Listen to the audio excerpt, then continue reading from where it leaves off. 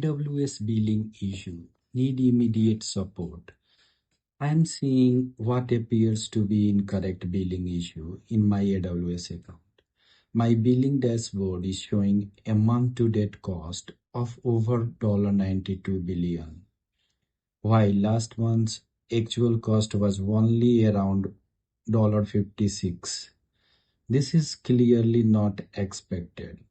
I have tried contacting AWS support but haven't been able to reach the appropriate support team.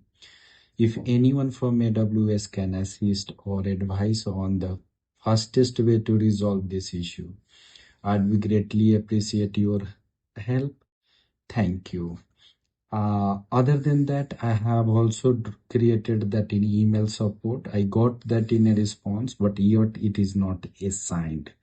Once again, thank you in advance.